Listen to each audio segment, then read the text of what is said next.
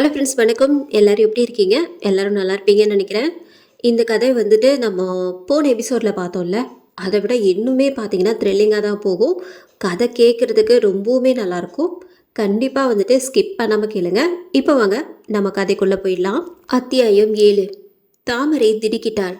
தன் காதலன் தங்கராசு தன்னை காப்பாற்றத்தான் வந்திருக்கிறான் என்று நினைத்து சந்தோஷப்பட்டாள்.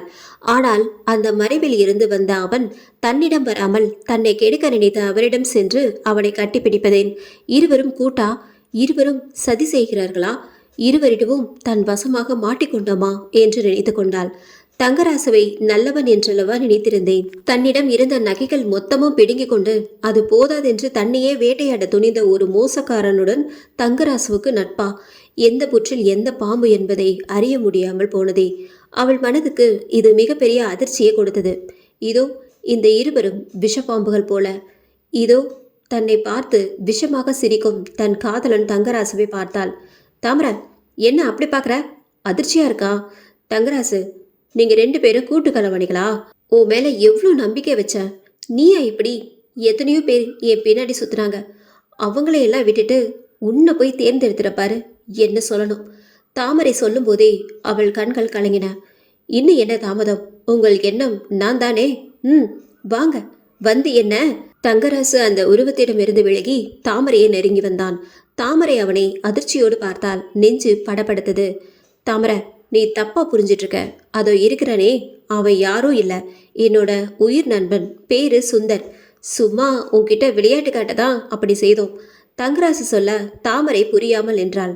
ஆமா தாமரை, இது என்னோட நண்பன். நான் உன்னை காதலிக்கிற விஷயத்த இவனிடம் சொன்னேன். இவன் உன்னிடம் அறிமுகப்படுத்த சொன்னான். கொஞ்சம் த்ரில்லிங்கோட அந்த அறிமுகம் இருக்கட்டுமேனு தான் இந்த விளையாட்டு. சாரி தாமரை, எங்களை மன்னிச்சிடு. தங்கராசு மன்னிப்பு கேட்க சற்று தூரத்தில் நின்றிருந்த சுந்தர் அருகே வந்தான். ஹாய் சிஸ்டர், என்னையும் சேர்த்து மன்னிச்சிடுங்க. நான் தான் இவனுக்கு இந்த யோசனையை கொடுத்தேன். எனக்கு நடிப்புனா ரொம்ப விருப்பம். சினிமாவில் தான் வாய்ப்பு கிடைக்கவில்லை. நிஜத்திலேயாவது கொஞ்சம் நடிக்கலாமேனு தான் இந்த வில்லன் வேஷம். என்னோட நடிப்பு எப்படி? கேட்டுவிட்டு தாமரையை பார்க்க தாமரை இப்போதுதான் இயல்பான நிலைக்கு வந்தார். நிஜ வில்லனே தோற்றான் போங்க. உங்க நடிப்பு அபாரம். நான் நிஜமாகவே ரொம்ப பயந்துட்டேன் தெரியுமா? இப்படியா பயமுறுத்துறது? இப்போது இருவரும் மீண்டும் அவளிடம் மன்னிப்பு கேட்டனர்.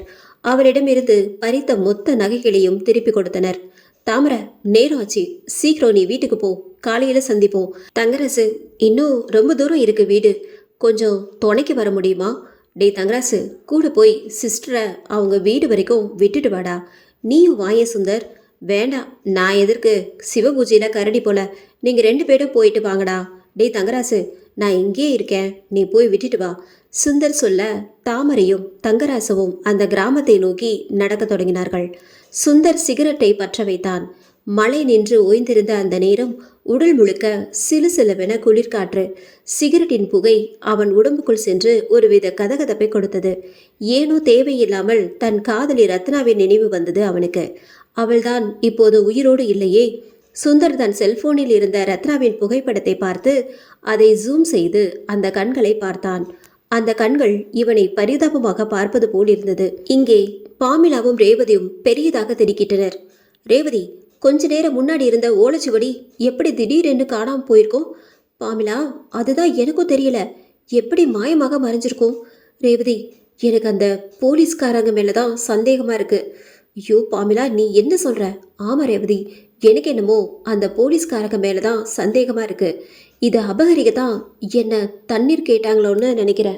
ஆமா பாமிலா, எனக்கும் இப்பதான் விளங்குது.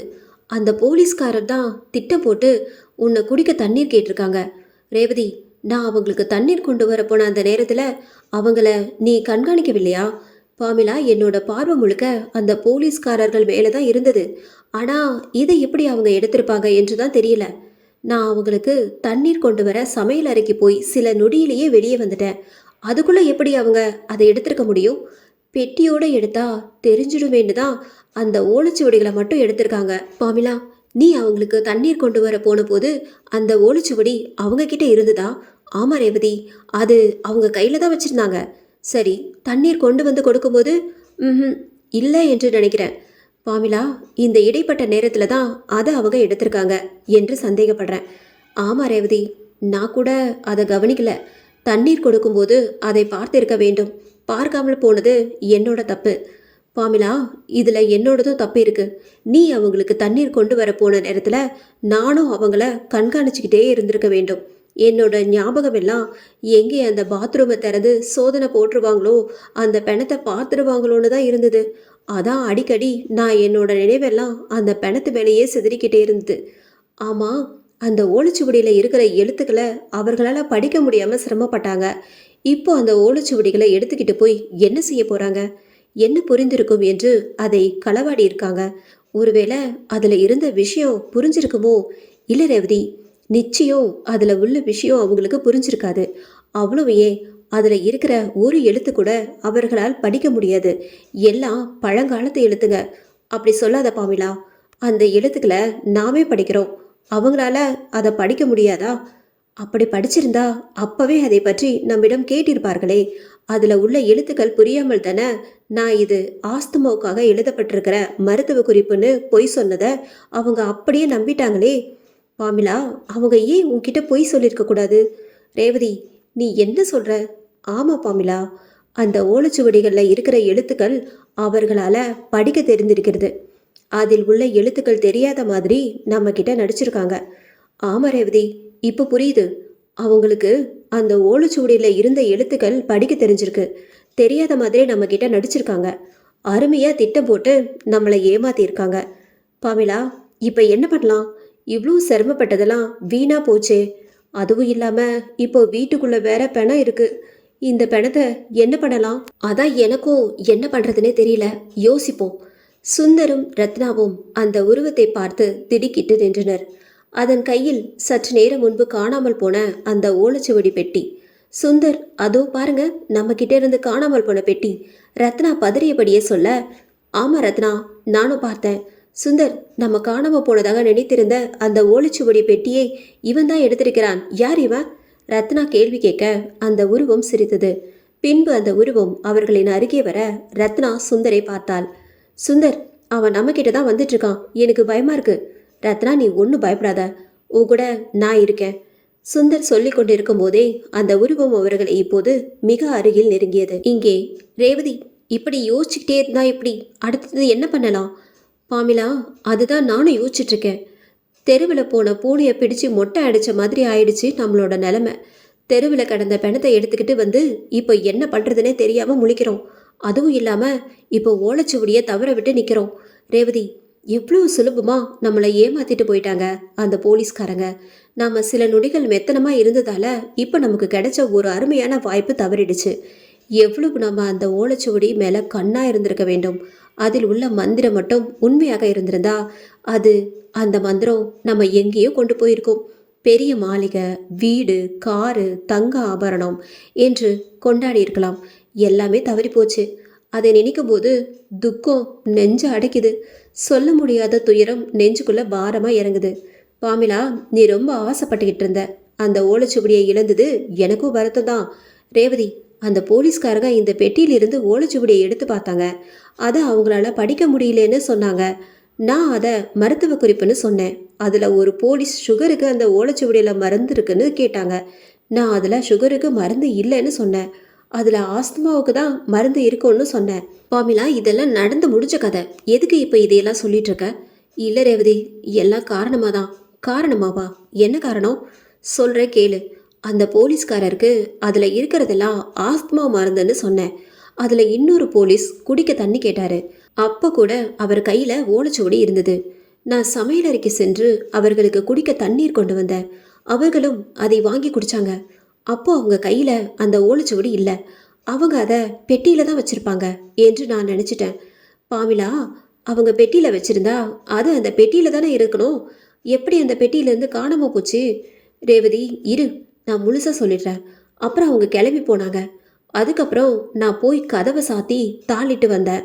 அப்புறம் வந்து பார்க்குறேன், அந்த பெண்ணை குளிப்பாட்டிட்டு அந்த பெட்டியை திறந்து பார்க்குறேன், ஓலைச்சுவடி இல்லை. இத்தனையும் ஏன் சொல்கிற? இதெல்லாம் எனக்கே தெரியுமே. ரேவதி, உனக்கு தெரிஞ்சது இது மட்டும்தான். இதுக்கு மேலே எனக்கு ஒரு விஷயம் நடந்திருக்கு. பாமிலா சொல்ல ரேவதி அவளை புரியாமல் பார்த்தாள். பாமிலா, நீ என்ன சொல்கிற? இதுக்கு மேலே ஒரு விஷயமா? என்ன விஷயம் அது? ரேவதி, சொல்லவா? சொல்லு பாமிலா. அதை கேட்க நானும் ஆர்வமாக இருக்கேன். ரேவதி, நீ கதை தான் எழுதுவேன்னு பார்த்தேன். அருமையா நடிக்கவும் செய்கிற. பாமிலா, என்ன சொல்கிற? நான் நடிக்கிறேனா? ஆமாம் ரேவதி, அழகாக நடிக்கிற. உன் நடிப்பு பிரமாதமாக இருக்கு. உன் நடிப்புக்கு ஆஸ்கார் விருதே தரலாம். அந்த அளவுக்கு இருக்கு உன் நடிப்பு. ரேவதி, சொல்லு, அந்த ஓலைச்சுவடியை எங்கே மறைச்சு வச்சிருக்க? பாமிலா சொல்ல அதை கேட்ட ரேவதி அதிர்ந்தாள். அத்தியாயம் 8. பாமிலா, நீ என்னையவே சந்தேகப்படுறியா? ஆமா ரேவதி, உன் மேல சந்தேகப்பட்டு தான் கேட்குறேன். அது சாதாரண ஓலைச்சுவடி இல்லை, பல கோடி ரூபாய் சம்பாதிச்சு கொடுக்க போற ஓலைச்சுவடி. ரேவதி, ஆசை யாரை தான் விட்டது? அது சொல்லப்போனா ஒரு புதையல் மாதிரி. மாதிரி என்ன, அது புதையலே தான். அந்த ஓலைச்சுவடி புதையல நீ தான் எடுத்து மறைச்சு வச்சிருக்க. நிச்சயமா அது போலீஸ் எடுத்திருக்க வாய்ப்பே இல்லை. நீ தான் எடுத்திருக்க. ஓ மேலதான் எனக்கு சந்தேகமா இருக்கு. பாமிலா சொல்ல பாமிலாவை உற்று பார்த்தாள் ரேவதி. என்ன ரேவதி அப்படி பார்க்குற? இப்படி பார்த்தா நீ உத்தமின்னு ஆயிடுமா? பாமிலா, எப்படி உன்னால இப்படியெல்லாம் பேச முடியுது? எனக்கு உனக்கும் கிட்டத்தட்ட 1 வருஷம் பழக்கம். நீ என்ன இவ்வளோதானா புரிஞ்சுக்கிட்டது? ஆமா ரேவதி, உன்னை பற்றி புரிந்து கொண்டது இவ்வளோதான். அதுவும் இவ்வளவு தாமதமாக. வீணாக நல்லவள் மாதிரி நடிக்காத. நீ வரும்போது பெருசா ஒரு ஹேண்ட்பேக் கொண்டு வந்தியே, அதை கொஞ்சம் காட்டு. இந்தா என்னோட ஹேண்ட்பேக், நீயே பாரு. சொன்ன ரேவதி தன் கைப்பையே கொடுக்க அதை வாங்கிய பாமிலா திறந்து பார்த்தாள். அதில் அப்படி ஒன்றும் இல்லாமல் போகவே, ரேவதி, இந்த ஹேண்ட்பேக்ல இல்ல. அதையே உன்னோட உடையில் ஒளித்து வைத்திருக்க கூடாது. பாமிலா, நீ ஏன் இவ்வளோ கீழ்த்தரமா நடந்துக்கிற? நான் எதற்கு அந்த ஓலைச்சுவடியை எடுத்துக்க போறேன்? அந்த மாதிரி ஆசையெல்லாம் எனக்கு கிடையாது. அதுவும் இல்லாம நீ கூப்பிட்டு தான் நான் இங்க வந்தேன். நீ ஃபோன்ல விவரம் சொல்லி கூப்பிட்டதும் எந்த கேள்வியும் கேட்காம வந்தது என்னோட தவறுன்னு இப்ப புரியுது.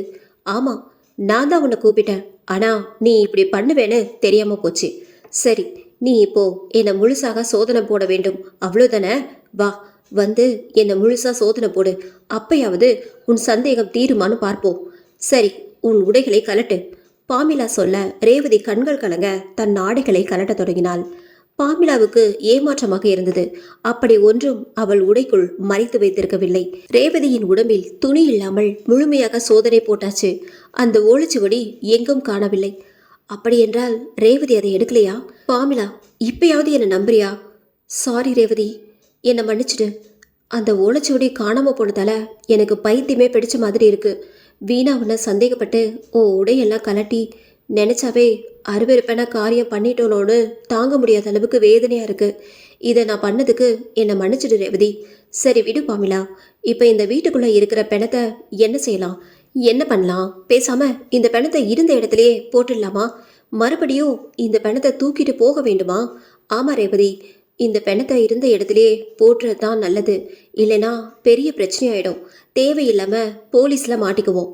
சரி, நீ போய் கதவை திறந்து வெளியே யாராவது இருக்காங்களா என்று பாரு. பாமிலா கதவை திறந்து வெளியே வந்து அந்த சாலையை இருபுறமும் பார்த்தாள். நன்றாக பார்த்து யாரும் இல்லை என்பதை உறுதிப்படுத்தி கொண்டு மீண்டும் வீட்டுக்குள்ளே வந்து, ரேவதி, வெளியே யாருமே இல்லை, இதுதான் சமயம், வா, பிணத்தை இருந்த இடத்துல போட்டுட்டு வந்துடுவோம். பாமிலா சொல்லிவிட்டு தயாரானாள். ரேவதியும் ஒரு வழியாக தன்னை தயார்படுத்தி கொண்டு இருவரும் அந்த பிணத்தின் அருகே வந்தனர். இந்த பிணத்தை வீணாக வீட்டுக்கு கொண்டு வந்து குளிப்பாட்டினது தான் மிச்சம். ஆமா ரேவதி, எல்லாமே வேஸ்டா போச்சு என்று பாமிலா சொல்ல அந்த பிணத்தை கைப்பிடித்து தூக்கு போன ரேவதி அப்போதுதான் அதை கவனித்தாள்.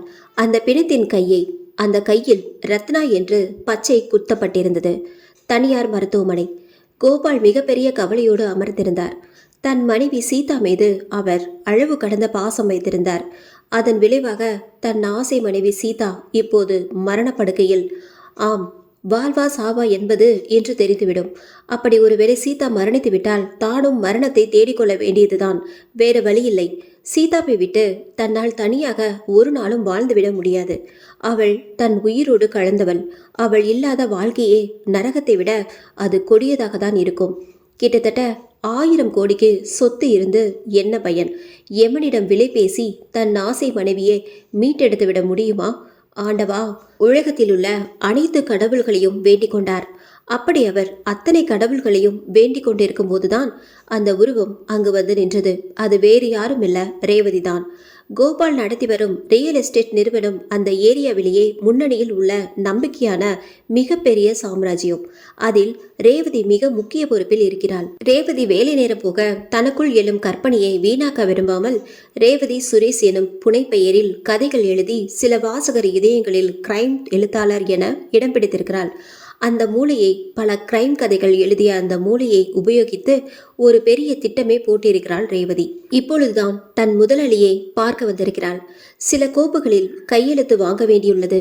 கோபால் இடிந்து போய் கட்டிலில் அமர்ந்திருந்தார். சார் மன்னிக்கணும், இந்த நேரத்தில் உங்களை தொந்தரவு பண்ணுறதுக்கு சில பேப்பரில் உங்கள் கையெழுத்து தேவை. குடு ரேவதி. ரேவதி கொடுத்துவிட்டு அவள் கை காட்டிய இடங்களில் எல்லாம் கையெழுத்து போட்டுவிட்டு சோகமாக இருக்க, சார் மேடமுக்கு இப்போ எப்படி இருக்கு, பரவாயில்லையா? இல்லை ரேவதி, இன்னும் கவலைக்கிடமாக தான் இருக்கிறா. இன்னும் கொஞ்ச நேரம்தான் அவகாசம் கொடுத்துருக்காங்க. டாக்டர் சொல்வதை பார்த்தா சந்தேகம்தான். கோபால் மனம் முடிந்து போய் சொல்ல ரேவதி மெல்ல அந்த பேச்சை தொடங்கினார். சார் உங்ககிட்ட கொஞ்சம் பேசணும். எதை பற்றி ரேவதி?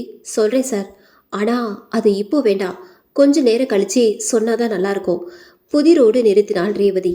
அதே நேரம் அந்த பெரிய மருத்துவர் பதட்டமாக உள்ளே நுழைந்து கொண்டிருந்தார். இங்கே மழை விட்டு நின்றிருந்த ஈரமான அந்த சாலையில் நின்றிருந்தான் சுந்தர். பிடித்து கொண்டிருந்த சிகரெட் முழுமையாக தீர்ந்து போயிருந்தது. தாமரையை அவள் வீட்டுக்கு விட்டு வரப்போன தங்கராசுவை இன்னும் காணவில்லை. குளிர்காற்று சில்லென்று அடிக்க இன்னொரு சிகரெட்டை குடிக்கலாமா என்று யோசித்தவன் தன் சட்டை பையுக்குள் இருந்த சிகரெட்டை பற்ற வைத்தான். தீக்குச்சியின் தீப்பொறி தவிர வேற வெளிச்சமில்லை. சுந்தர் தங்கராசு வருகிறானா என்று அவன் போன பாதையே பார்த்தான். அந்த இருட்டில் ஒன்றும் தெரியவில்லை. ரத்னாவை இழந்தது அவனுக்கு முள்ளாக குத்தி கொண்டிருந்தது. அந்த சிகரெட் முடியும் போது தங்கராசு வந்து சேர்ந்தான். சுந்தர், என் ஆளு எப்படி? தங்கராசு, உன் ஆளு தாமரை சரியான நாட்டுக்கட்ட உடம்பா அது. எப்பா, இப்படி ஒரு உடம்பு எல்லோருக்கும் அமைஞ்சிடாது. தங்கராசு சிரித்தான். அதுக்கு தான் அவ பின்னாடி இத்தனை நாள் அலைஞ்சேன். இப்பதான் என்னோட காதலை சொல்லியிருக்கேன். அவளோ என்னை காதலிக்க சம்மதம் சொல்லிட்டான். தங்கராசு, அப்புறம் ஏன் தாமதம்? ஒரு பொண்ணு நம்ம விரிச்ச வலையில விழுந்தா நாம வழக்கமாக என்ன பண்ணுவோம்? வேட்டை, உடனே வேட்டையாடிடுவோம்ல. இந்த தாமரை மட்டும் ஏன் இன்னும் விட்டு வச்சிருக்க தங்கராசு? அந்த பொண்ணை நம்ம 2 பேரும் சேர்ந்து தான் வேட்டையாட போறோம். தாமதிக்க கூடாது, ஓகேவா? சுந்தர், அழையாத, கொஞ்சம் பொறு. ஆக்க பொறுத்தவனுக்கு ஆற பொறுக்கவில்லையான்னு சொல்லுவாங்க. தாமரை எங்கேயும் போயிட மாட்டா. நம்ம திட்டப்படிதான் எல்லாமே நடக்கும். தங்கராசு, இவ்வளோ அழகான உடம்பு வைத்திருக்கிற தாமரை எப்படி தான் இன்னும் தொடாமல் இருக்கியோ? தொடத்தான் போகிறோம். எல்லாவற்றுக்கும் நேரம் வர வேண்டும். அந்த நேரம் வந்தா அதில் உனக்கு நிச்சயம் பங்கு உண்டு. சீக்கிரம் அதற்கு ஏற்பாடு செய் தங்கராசு. நான் அதுக்காக காத்துக்கிட்டு இருக்கேன். சரி, நாம் இப்போ எங்கே போகலாம்? இது என்ன கேள்வி? நம்ம வழக்கமாக எங்கே போய் திட்டம் தீட்டுவோம், அங்கதான் வா போகலாம். இருவரும் நடந்தனர். அந்த சாலை இருட்டாக இருந்தது. மெல்ல பேசியபடியே அந்த சாலையில் 10 நிமிடம் நடைக்கு பிறகு அந்த வீடு, குடிசை வீடு வந்தது. இருவரும் சென்று அந்த குடிசை வீட்டின் கதவை தட்டினார்கள். 1 நிமிடங்களுக்கு பிறகு கதவு திறந்தது. அவர்கள் இருவரையும் வரவேற்றது அந்த உருவம். இருவரும் உள்ளே சென்றனர். அந்த கதவை மூடிவிட்டு திரும்பியது அந்த உருவம்.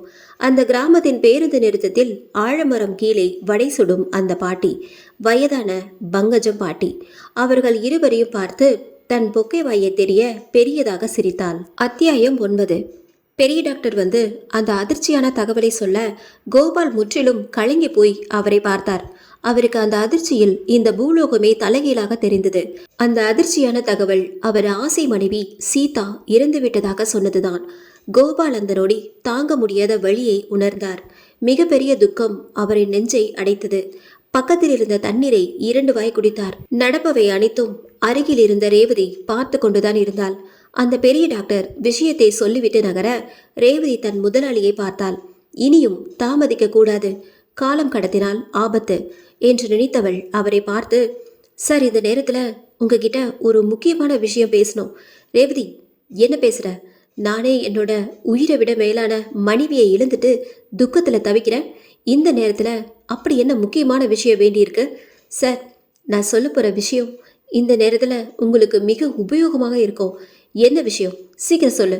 ரேவதி சுற்றுமுற்றும் பார்த்தாள்.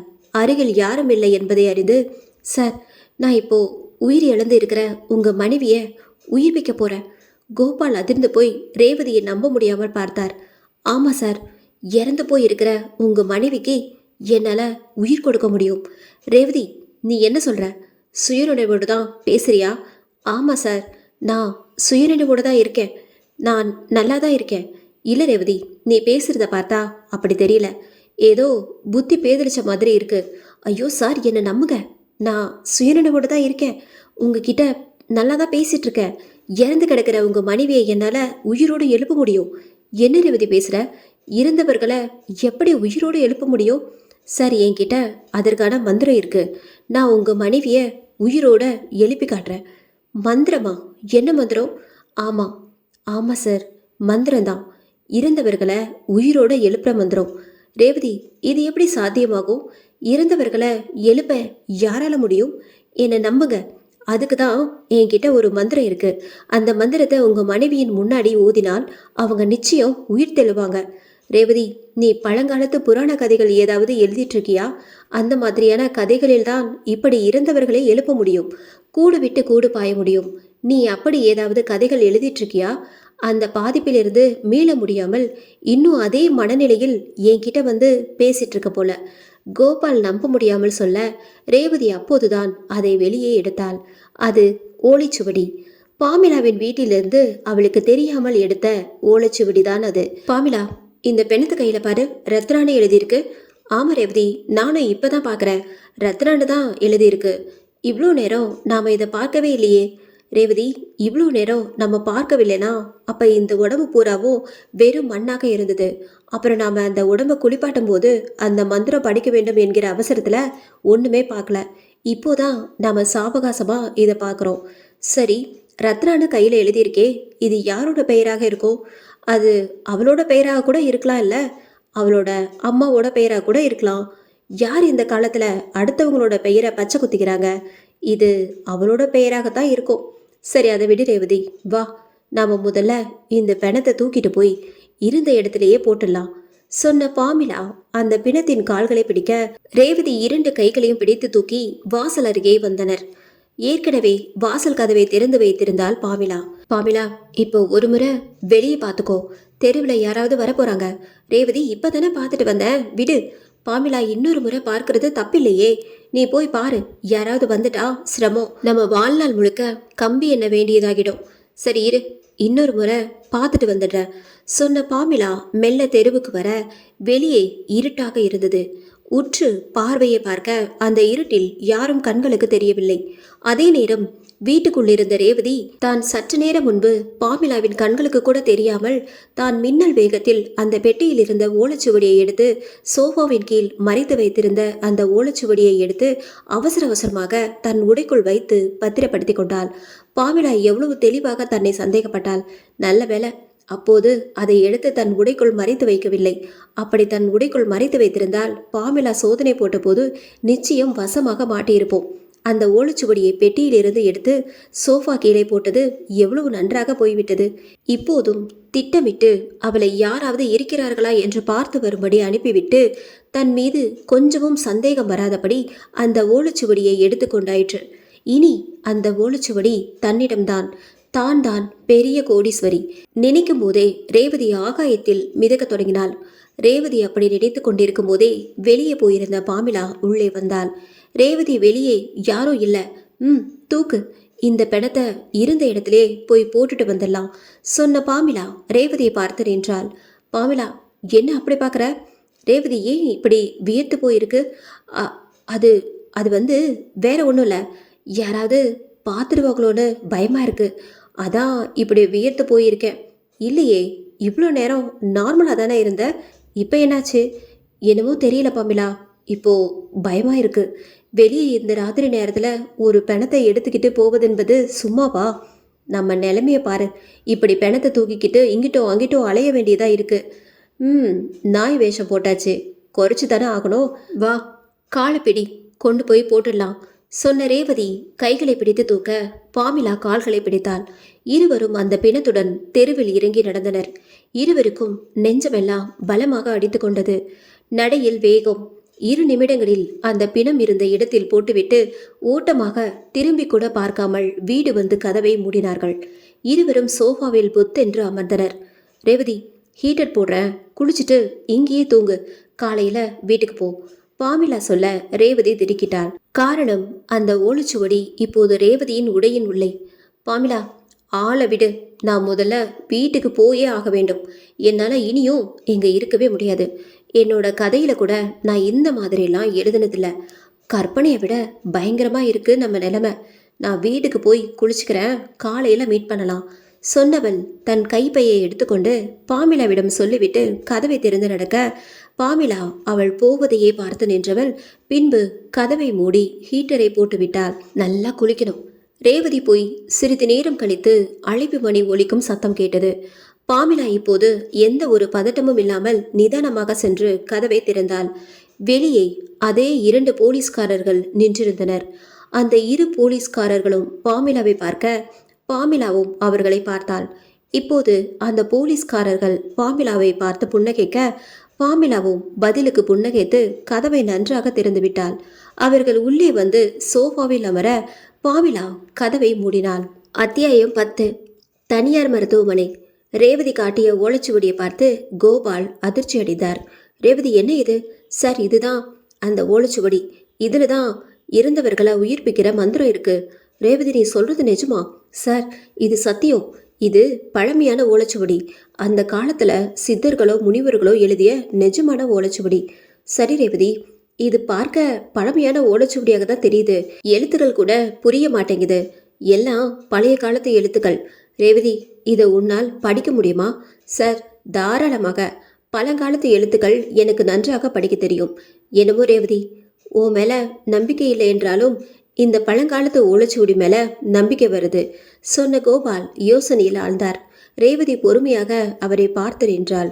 ரேவதி, என்னோட மனைவி இதன் மூலம் உயிர்ப்பித்து விட்டால் என்னை விட இந்த உலகத்துல பெரிய அதிர்ஷ்டசாலி வேற யாராகவும் இருக்க முடியாது. என் சீதா உயிர் பிழைக்க வேண்டும். அவளுக்கு 2வது ஜென்மம் கிடைக்க வேண்டும். கிடைத்து விட்டால் போதும், வேற எதுவும் வேண்டாம். இந்த உலகத்துல எனக்கு எதுவுமே வேண்டாம் ரேவதி. நீ மட்டும் என் ஆசை மனைவிய உயிரோடு எழுப்பிவிடு. நீ கேட்கிற பணம் தரப்போற. கோபால் சொல்ல சொல்ல ரேவதி பணமழையில் நனைவது போல் கற்பனையில் மிதந்தாள். தாமரை விளக்கை அணைத்துவிட்டு படுக்கையில் படுத்தாள். வெகு தொலைவில் இருந்தது தூக்கம். என்றும் படுத்தவுடனே உறங்கிவிடும் அவள் இன்று தூக்கம் வராமல் புரண்டு புரண்டு படுத்திருந்தாள். இன்று மாலை அவள் வீடு திரும்பும்போது அந்த 2 பக்கமும் வயல்வெளி சாலையில் நடந்த சம்பவம் நினைவுக்கு வந்தது. அப்பப்பா, எப்படி பயந்துட்டோம். தங்கராசுவின் நண்பன் அப்படியா தன்னை பயமுறுத்துவது? என்றுமே இப்படி ஆனதில்லை அவளுக்கு. இன்று என்ன ஆனது? ஏன் கட்டிலில் தூக்கம் வராமல் படுத்து புரளுகிறாள்? நேரம் சென்று கொண்டிருந்தது.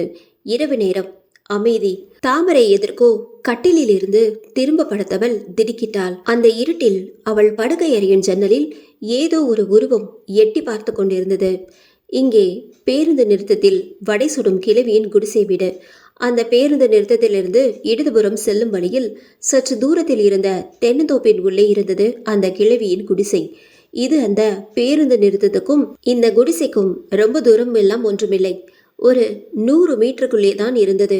தினமும் இந்த குடிசையிலிருந்து மெல்ல நடந்து அந்த பேருந்து நிறுத்தத்தில் இருக்கும் பெரிய ஆலமரத்தின் கீழே நிரந்தரமாக டார்பால் கட்டப்பட்டு அதன் கீழ் தன் வியாபாரத்தை நாள் தவறாமல் தொடர்ந்து செய்பவள்.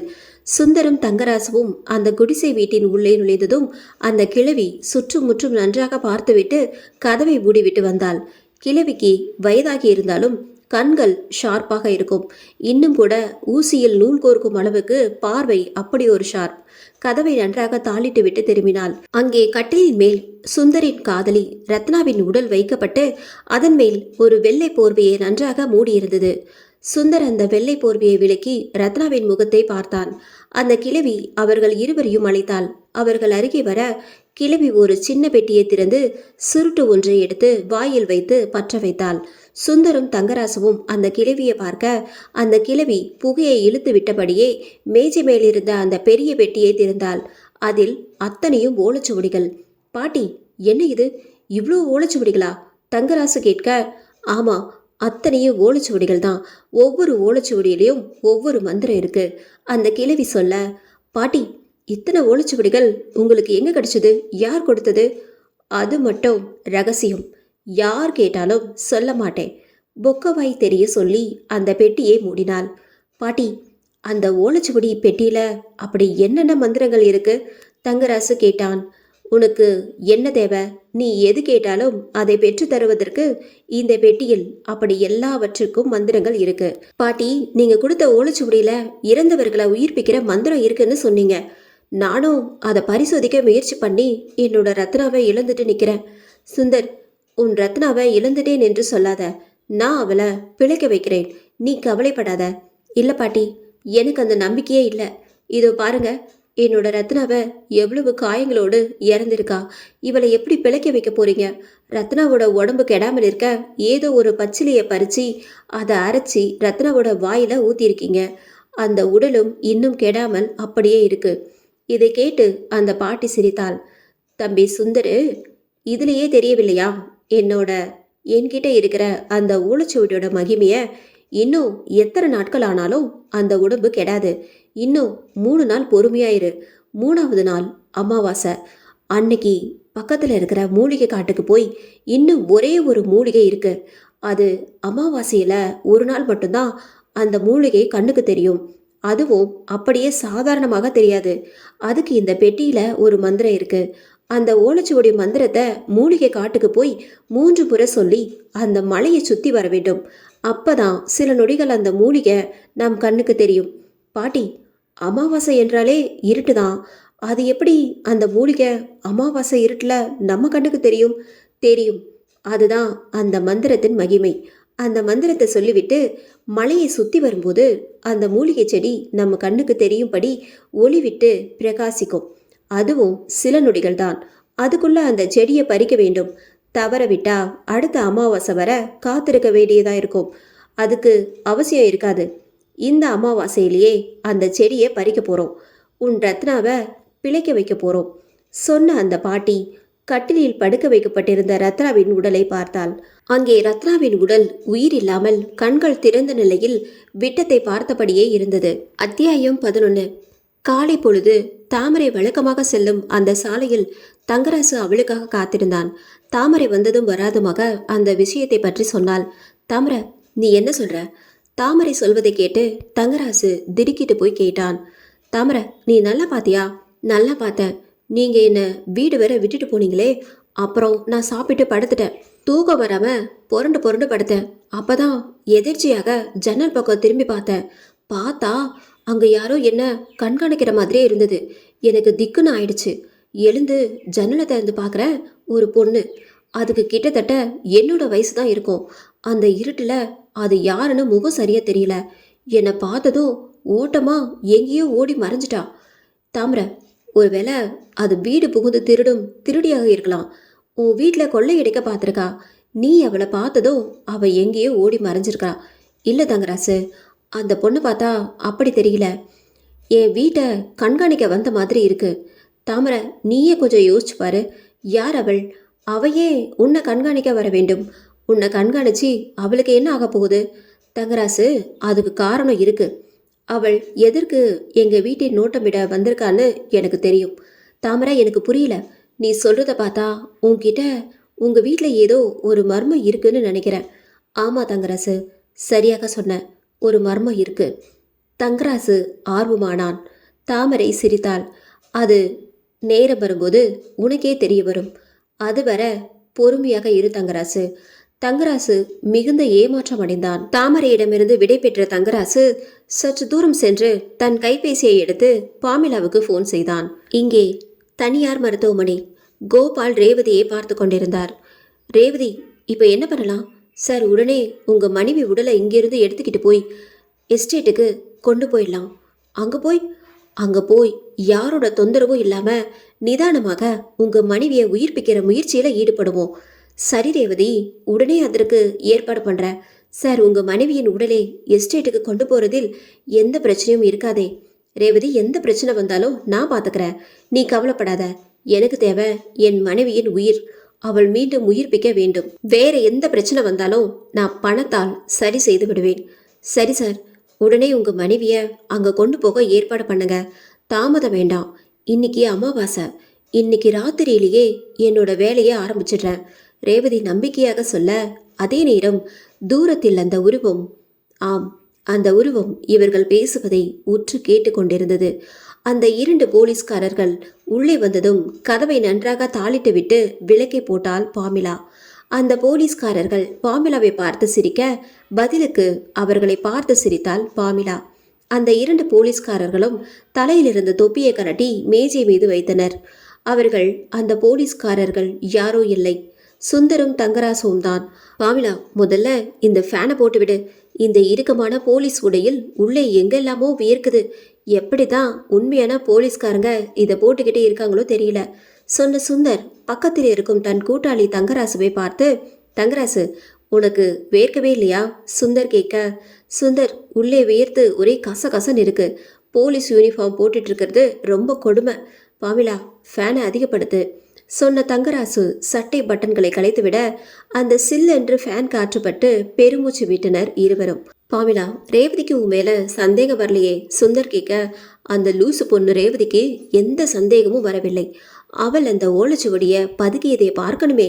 அந்த ஓலைச்சுவடியை சோஃபா கீழே போட்டுட்டா, யாருக்குமே தெரியாதுன்னு நினச்சிட்டு இருக்கா. என் கண்ணுக்கு நல்லா அந்த ஓலைச்சுவடி தெரிஞ்சுது. அதை எடுத்து அவ தன் உடைக்குள் மறைக்கிறதுக்காக என்ன வெளியே யாராவது பார்க்கறாங்களான்னு அனுப்பிக்கிட்டே இருந்தா. நானும் அவளுக்கு சந்தேகம் வராத மாதிரியே நடிச்சேன். ரேவதி அந்த ஓலைச்சுவடியை மறைத்து கொண்ட போது அவள் உடல் முழுக்க வியர்த்து போச்சு. அதை பார்த்து எனக்கு உள்ளுக்குள்ள அடக்க முடியாத அளவுக்கு சிரிப்பாக வந்துச்சு. நல்ல வேளை நான் உள்ளுக்குள்ள சிரிக்கிறது அவளால் கண்டுபிடிக்கவே முடியல. எப்படியோ நம்ம திட்டப்படி அவ அந்த ஓலைச்சுவடியை எடுக்க வேண்டும். திட்டப்படி எடுத்துக்கிட்டும் போயிட்டா. ஆமா, நான் போலீஸ் உடையில் இங்க வந்தேனே, என்னோட நடிப்பு எப்படி? சுந்தர் பாமிலாவை பார்த்து ஆர்வமாக கேட்க, பாமிலா தலையில் அடித்து கொண்டாள். சுந்தர், உங்க நடிப்பு சுத்த வேஸ்ட். இந்த சின்ன வயசுல உங்களுக்கு சுகர் இருப்பதாக சொல்லும்போது எனக்கு ரேவதி எங்க நம்ம நாடகத்தை கண்டுபிடிச்சிருவாளோன்னு பயமா இருந்துச்சு. இந்த சின்ன வயசுல போய் சுகர் இருக்கு, இந்த ஓலைச்சுவடியில மருந்து இருக்கான்னு கேட்டபோது எனக்கு என்ன சொல்றதுன்னே தெரியல. உடனே இதுல ஆஸ்துமாவுக்கு தான் மருந்து இருக்குன்னு சொல்லி சமாளிச்சேன். பாமிலா, நடிக்கும்போது கொஞ்சம் உணர்ச்சி வசப்பட்டுட்டேன். சட்டுன்னு எனக்கு சுகர் தான் நினைவுக்கு வந்தது, அதான் அப்படி கேட்டுட்டேன். சரி விடு, ரேவதிக்கு நம்ம மேல சுத்தமாக சந்தேகம் வரல தானே, அது போதும். சுந்தர், இனிமே பேசும்போது நிறுத்தி நிதானித்து யோசிச்சு பேசுங்க. கொஞ்சம் சொதப்பி இருந்தாலும் நம்ம திட்டமெல்லாம் வீணாக போயிருக்கும். தங்கராசு சொல்ல சுந்தர் தலையாட்டினான். சுந்தர், ரத்னா உடலை என்ன பண்ணீங்க? பாமிலா நினைவுக்கு வந்தவளாக கேட்க, நீ கவலையே படாத. நீயும் ரேவதியும் ரத்னாவின் பிணத்தை வெளியில தெருவில் போட்டுட்டு திரும்பி பார்க்காம போனதும் உடனே நாங்க 2 பேரும் சேர்ந்து ரத்னாவின் உடலை நம்ம கார்ல பத்திரப்படுத்திக்கிட்டோம். தெருவில் யாருமே பார்க்கலையே. இல்லை பாமிலா, யாருமே பார்க்கல. யாராவது பார்த்தா பெரிய பிரச்சனை ஆயிடும். நீ கவலையே படாத, அதெல்லாம் எங்க வேலை. நாங்க ஒழுங்கா பார்த்துக்கிறோம். நீ உன்னுடைய வேலையை ஒழுங்கா பாரு. என்னோட வேலை என்ன? ரேவதியை கண்காணிக்க வேண்டும். அவள் அந்த ஓலைச்சுவடியை எடுத்துக்கிட்டு சரியாக இப்போ மருத்துவமனையில் சிகிச்சை பெற்று வரும் கோபாலிடம்தான் போகிறாளான்னு கண்காணிக்க வேண்டும். அங்கே உயிருக்கு போராடிட்டு இருக்கிற கோபாலோட மனைவி உயிர் பிரியும் போது ரேவதி இந்த ஓலைச்சுவடியை பற்றி கோபாலிடம் சொல்ல வேண்டும். ரேவதியும் இறந்து கிடக்கும் கோபால் மனைவி சீதாவின் முன்னால் ஓலைச்சுவடியில் இருக்கிற மந்திரத்தை ஓதப் போகிறாள். அந்த மந்திரம் அப்ப நிச்சயம் வேலை செய்யாது. அந்த நேரத்துல நாம அங்க நுழைய வேண்டும். பல 1000 கோடி சொத்து மதிப்பு இருக்கிற கோபாலிடம் அந்த நேரத்துல பேரம் பேச வேண்டும். தலைக்கு 100 கோடி குறையக்கூடாது. பாமிலா கண்கள் அகல விரித்து சொல்ல, தலைக்கு 100 கோடி அதிகம்தான்னு தோணுது. தங்கராசு இடைமறித்து சொல்ல, இல்ல தங்கராசு, இன்றைய நிலவரப்படி பார்த்தா கோபாலுடைய சொத்து மதிப்பு பல 1000 கோடி. நினைச்சு பாரு, எவ்வளோ பணம். அதுல ஒரு 400 கோடி கொடுக்க மாட்டாரா? அதுவும் அவர் மனைவி சீதா மேல உயிரையே வச்சிருக்காரு. தலைக்கு 100 கோடியை விட அதிகம் கேட்டாலும் தர தயாராக இருப்பான். சொல்ல போனா அவனோட சொத்தை முழுக்க கேட்டாலும் எழுதி தந்துடுவான் என்றே நினைக்கிறேன். பாமிலா, பேராசைப்படாத. தலைக்கு 100 கோடி கேட்போம், அது கொடுத்தாவே போதும். வாழ்க்கை பூரா சந்தோஷமாக வாழலாம். இப்போ ரேவதியிடம் இருக்கும் ஓலைச்சுவடி பொய்யானதா? ஆமாம், அது பொய்யானதுதான். உண்மையான ஓலைச்சுவடி அந்த கிழவி கிட்ட தான் இருக்கு. அதுவும் இல்லாம அந்த ஓலைச்சுவடியில இருக்கிற மந்திரத்தை ஓதினால் மட்டும் இறந்தவங்க உயிர் தெளிந்திட மாட்டாங்க. அது கூட கிழவி இன்னொரு விஷயத்தையும் சொன்னா. அமாவாசையில் அங்க இருக்கிற மூலிகை மலையில போய் ஏதோ மந்திரத்தை சொல்லி மலையை 3 முறை சுற்றி வர வேண்டுமாம். அப்போதுதான் அந்த மலையில இருக்கிற ஒரு மூலிகை தங்க நிறத்துல ஜொலிக்குமா. அதுவும் சில நொடிகள் தான். அதுக்குள்ள அதை பறிக்க வேண்டுமாம். இல்லை என்றால் அடுத்த அமாவாசை வரை காத்திருக்க வேண்டுமாம். அந்த கிழவிதான் சொல்லுச்சு. அப்போ ஓலைச்சுவடியில மட்டும் உயிர்ப்பிக்க முடியாது. ஆமா மாமிலா, அந்த ஓலைச்சுவடியில மட்டும் முடியறதாக இருந்தா அந்த கிழவி எதற்கு? நாமே போதுமே. இருக்கட்டும், அந்த கிழவியை விட்டு அந்த மூலிகை இலையை பறித்து வரட்டும். அதுக்கப்புறம் அந்த கிழவியின் கதையை சத்தமில்லாமல் முடிப்போம். அவள் கதையை முடிக்கவில்லை என்றால் அவளுக்கு ஒரு பங்கு கொடுத்தாக வேண்டும்.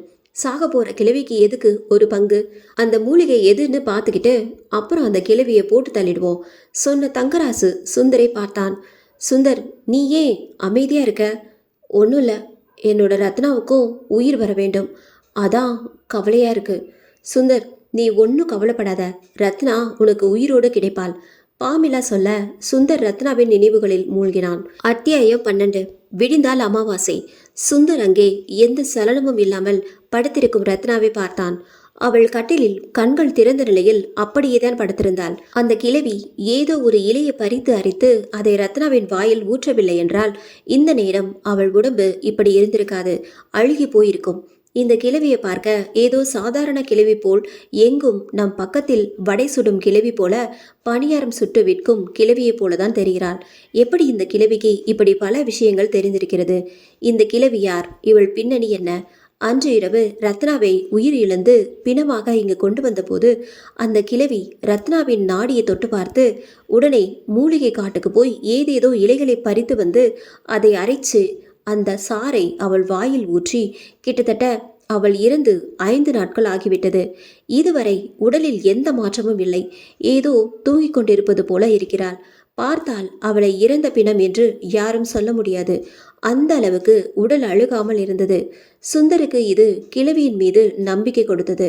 தன் ரத்னாவை எப்படியும் பிழைக்க வைத்து விடுவாள் என்று. அந்த நம்பிக்கையில்தான் தினம் இங்கு வந்து இப்படி காத்திருக்கிறான். இன்னும் சில மணி நேரத்தில் பொழுது விடிந்து அமாவாசையும் பிறக்கும். அந்த நாளுக்காக தான் சுந்தர் ஒவ்வொரு மணி நேரமும் ஒவ்வொரு வினாடியும் காத்திருக்கிறான். ரத்னா உயிரிழந்த அந்த நாள் நினைவுக்கு வந்தது. சுந்தரின் கண்கள் கலங்கியது. அது அந்த கிராமத்தின் ஒதுக்குப்புறமாக இருந்த காட்டுப்பகுதி.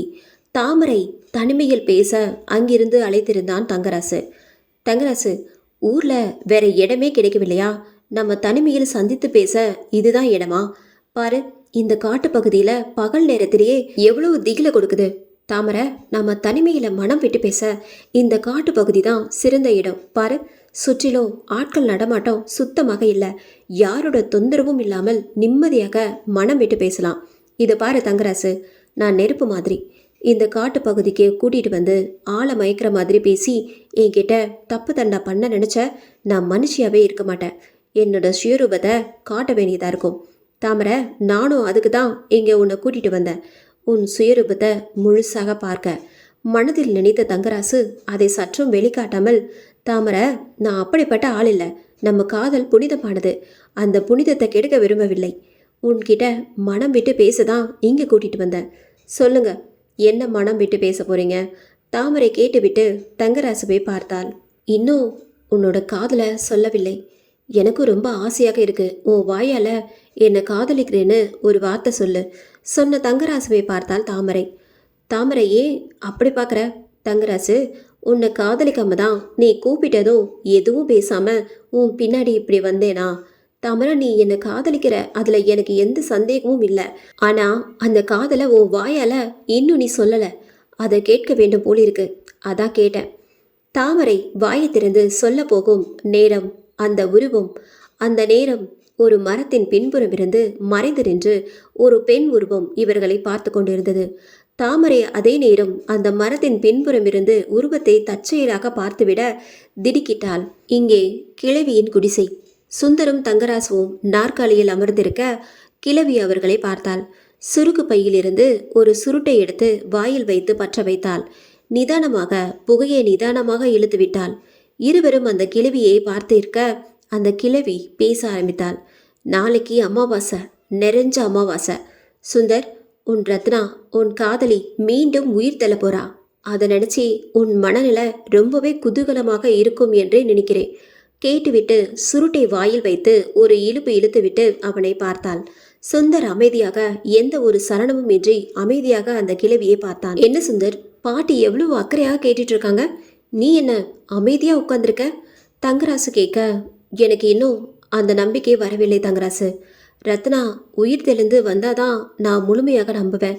இப்படி இறந்தவர்களை இதுவரை யாரையுமே மறுபடியும் உயிர் தெள வைத்ததாக சரித்திரமில்லை. கற்பனையிலும் தான் கேள்விப்பட்டிருக்கேன். சுருட்டை இழுத்து கொண்டிருந்த கிழவி சுந்தரை பார்த்தாள். சுந்தர், உனக்கு இன்னும் என் மேல நம்பிக்கை வரல அப்படிதானே? நம்பிக்கை இல்லைன்னு சொல்ல முடியாது. அப்படி நம்பிக்கை இல்லாமலாம் நான் என்னோட ரத்னாவை இங்கே கொண்டு வந்திருக்கேன். பின்ன என்ன சொல்ற? ரத்னாவை உயிர் தெள வைக்கட்டும், அப்புறமா முழுமையாக நம்புகிறேன். இப்போ என் மேலே நம்பிக்கை இல்லை.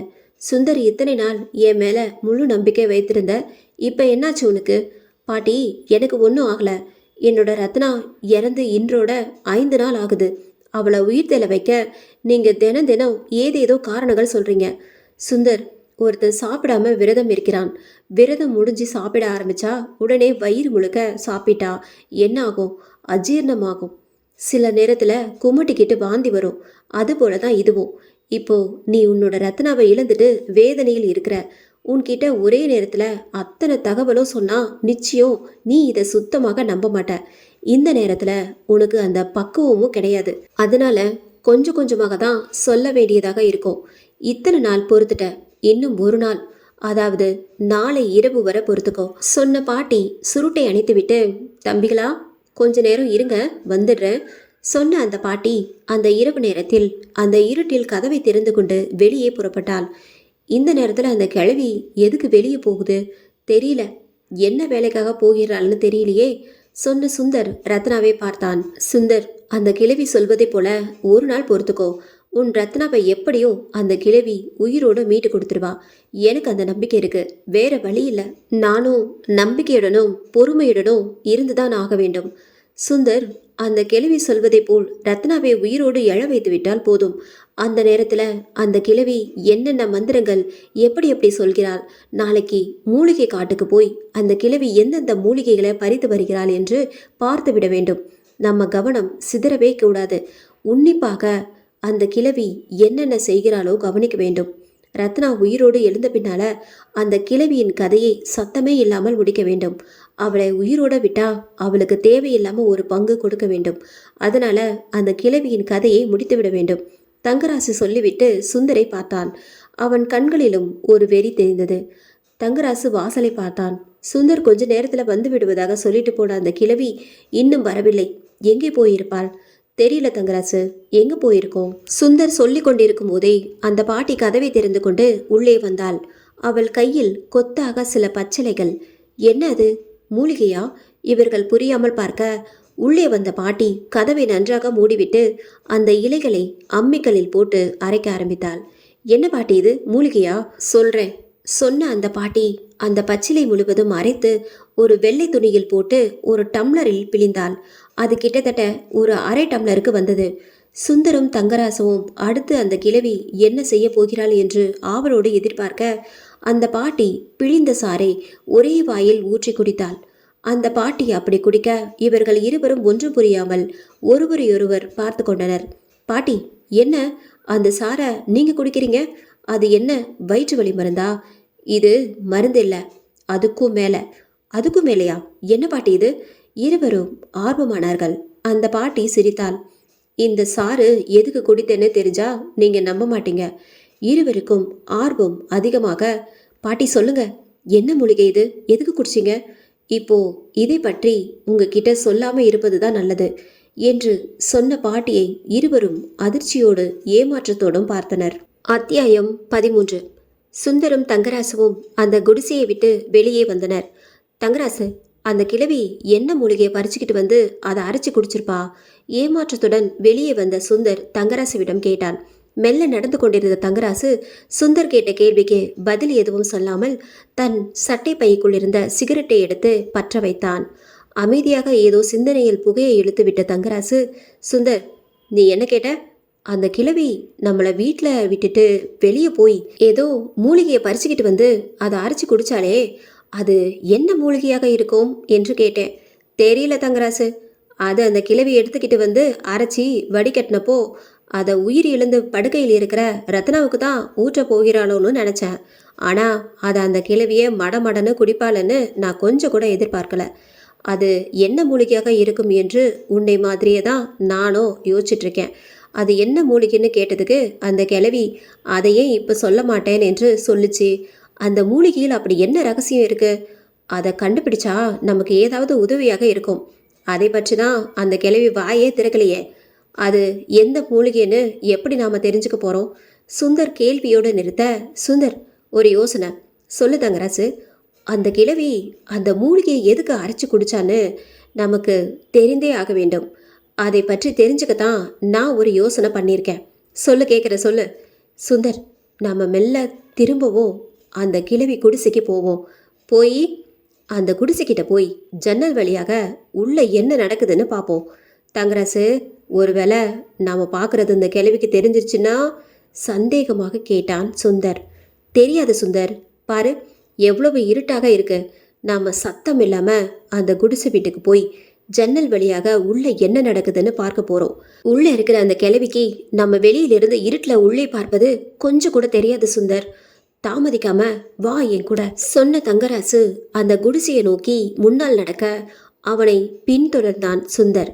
அங்கே எங்கும் இருட்டாக இருந்தது. அந்த விலை உயர்ந்த கார் அந்த எஸ்டேட் பங்களாவின் உள்ளே நுழைந்தது. அதிலிருந்து இறங்கிய கோபால் மெல்ல நடந்து வந்து காவலாளியிடம் 2000 ரூபாய் கொடுத்து இன்று விடுமுறை எடுத்துக்கொண்டு நாளை வேலைக்கு வரும்படி சொல்ல அந்த காவலாளி மகிழ்ந்து போய் விடை பெற்றான்.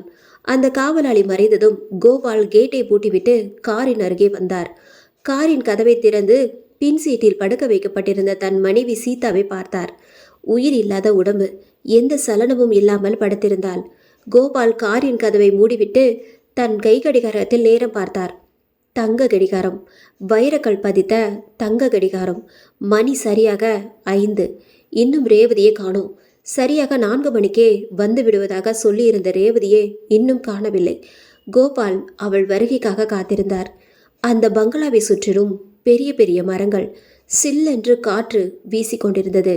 அந்த சுகமான தருணம் கூட கோபாலுக்கு வெறுப்பை தந்தது. தன் ஆசி மனைவி சீதா உயிர் இல்லாமல் படுத்திருக்கிறாள். கோபாலுக்கு தன் உயிரே போய்விட்டதை போல் இருந்தது. இவ்வளவு பணம் காசு இருந்தும், எது வேண்டும் என்றாலும் பணம் கொடுத்து வாங்கக்கூடிய நிலையில் இருந்தும் தன் மனைவியின் உயிரை, அவள் உடம்பை விட்டு போகின்ற உயிரை தடுத்து நிறுத்த முடியவில்லை. ஏழை பணக்காரன் என்று பாகுபாடு இன்றி இந்த பூமியில் எல்லோரும் சமம் என்று உணர்த்திவிட்டது. வசதி வாய்ப்பிருந்தும் இந்த இயற்கையே விலை கொடுத்து வாங்க முடியாது என்பதை ஒரு பாடமாக தெரிவித்துவிட்டது. எப்படியோ ஆச்சரியப்படும் வகையில் ரேவதி அந்த விஷயத்தை சொல்லியிருக்கிறாள். இறந்து கிடக்கும் தன் மனைவி சீதாவை உயிருடன் மீட்டெடுத்து தருவதாக உறுதிப்படுத்தியிருக்கிறாள். இது சாத்தியமா? இது முடியும் காரியமா? இருந்தாலும் ஏதோ ஒரு குருட்டு நம்பிக்கை. ஒருவேளை பிழைத்து விட்டால், சீதாவை ரேவதி சொல்வதை போல் பிழைக்க வைத்து விட்டால், ஆண்டவா, அப்படி நடந்துவிட்டால் என் சீதா மீண்டும் எனக்கு கிடைத்து விடுவாள். இது நடக்க வேண்டும். திருச்செந்தூர் முருகனை வேண்டிக் கொண்டார். இன்னும் ரேவதியை காணவில்லை. ரேவதி பொய் சொன்னாலோ இல்லை விளையாடுறாளா? யோசித்த கோபால் கவலையோடு பந்தா பார்க்காமல் பளிங்கு படிக்கட்டில் அமர்ந்தார். நேரத்தை பார்த்தார், கேட்டை பார்த்தார். இன்னும் ரேவதியை காணோம். இங்கே தாமரை திடுக்கிட்டாள். அங்கே அந்த மரத்தின் பின்புறம் நின்று மறைந்திருக்கும் பார்க்கும் அந்த பெண் யார்? இவள்தானே நேற்று இரவு தன் வீட்டுக்கு வந்து உளவு பார்த்தவள். அவள் ஏன் இன்றும் தன்னை பின்தொடர்கிறாள்? யார் இவள்? ஏன் தன்னை பின்தொடர்ந்து கொண்டிருக்கிறாள்? இதை பற்றி தங்கராசுவிடம் கூறலாமா? இன்று அவளை பிடித்து யார் என்று விசாரிக்க வேண்டும். அப்படி அவளை பிடித்து விசாரித்தால் அவள் யார் என்கிற உண்மை தெரிய வரும். தீர்மானித்தவள் தங்கராசுவிடம் திரும்பி மெல்ல அவன் காதில் கிசுகிசுத்தாள். தாமரை தன் காதில் காதலைத்தான் சொல்லப் போகிறாள் என்று ஆசையோடு ஆவலோடு எதிர்பார்த்தவன், தாமரை தங்களை அந்த பெண் மறைந்திருந்து பார்த்து கொண்டிருக்கும் ரகசியத்தை சொன்னது அவனுக்கு ஏமாற்றமாக போய்விட்டது. இருந்தாலும் தங்களை யாரோ ஒரு பெண் உளவு பார்த்து கொண்டிருப்பது கேள்விப்பட்டதும் தங்கராசு உடனே திரும்பி பார்க்காமல் தாமரை சொன்ன திசையில் மெல்ல கண்களை மட்டும் நகர்த்தி பார்த்தான். அங்கே தாமரை சொல்வது போல் யாரும் இருக்கவில்லை. கொஞ்சம் தலையை நிமிர்த்தி அந்த இடத்தில் பார்க்க இப்போது யாரும் அவன் கண்களுக்கு தெரியவே இல்லை. தாமரை, நீ சொல்ற மாதிரி அங்கே யாரையுமே காணுமே.